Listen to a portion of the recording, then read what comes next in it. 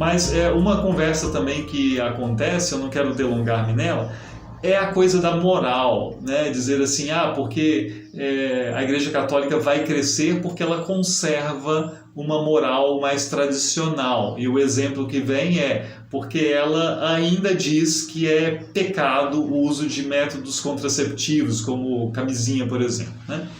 Aí os protestantes se abriram para isso de tal forma que então perdem a credibilidade.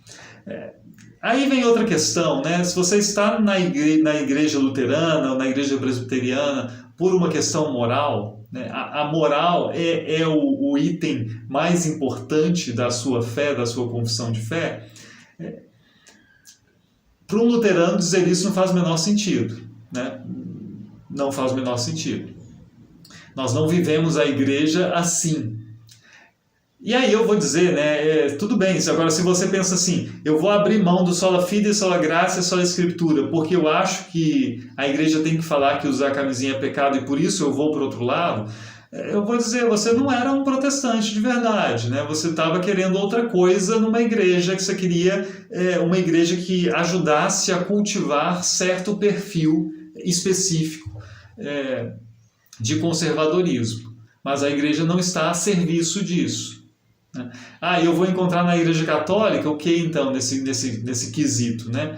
Um discurso que não é seguido pela ampla maioria dos católicos, mesmo praticantes, né? E eu vou ficar lá frustrado dizendo, mas pelo menos a gente diz o que é verdade. Eu sei que aqui na missa todo mundo, né, 95% usa camisinha, usa anticoncepcional, mas a gente está dizendo que tem que ser dito. Tudo bem, eu respeito. Se você entende que isso é fundamental para a fé, proibir a camisinha é fundamental para a fé e é mais importante do que o sola fide, a decisão está tomada, né? A decisão está tomada.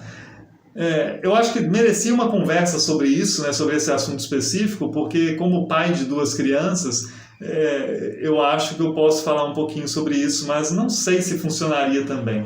Mas é tão curioso, né? Porque você vê um apologista mirim que tem um filho, ou que não tem filho nenhum, defendendo isso com unhas e dentes.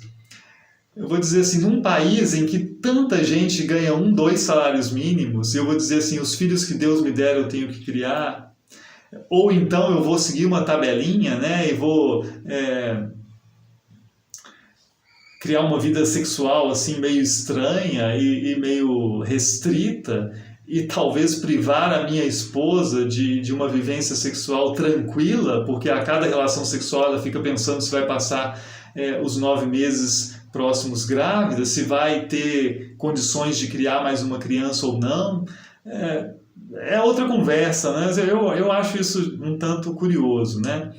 Me perdoe, sempre que eu falo coisa assim, vem alguém e deixa de ser inscrito do canal, né? Mas, sinceramente, né? Não sejam cruéis. E jovens que pensam que isso é tudo lindo assim, sejam como a maioria dos brasileiros. Ganhem um salário aí de R$2.500, R$3.000, tente comprar uma casa, mas faça isso vivendo com filhos que vierem, né? Também imagino muitos, né, que dizem isso da boca para fora, publicamente, mas que tomam certas precauções para não terem filhos antes do tempo, né? Mesmo casados, que vão cuidando, porque, gente, sejam realistas, e sejam empáticos. Tenham um olhar de amor pelas pessoas que estão tentando sobreviver com 2 crianças, com uma criança, 3 crianças, né? Faça uma compra de supermercado para uma família dessas antes de conversar sobre isso. Procure uma família de 4 pessoas, faça uma compra de supermercado que dê para o mês inteiro, incluindo proteína, né? E depois venha e converse sobre isso, né? Sem ser você uma pessoa extremamente rica, sem ser você uma pessoa especialmente bem-sucedida, que não é a realidade da maioria das pessoas, sejam elas católicas, sejam elas protestantes, né? Ou digam para as pessoas, então vocês não podem fazer sexo, né? Casou, mas não pode fazer sexo porque se fizer sexo tem que ter o risco de ter filho.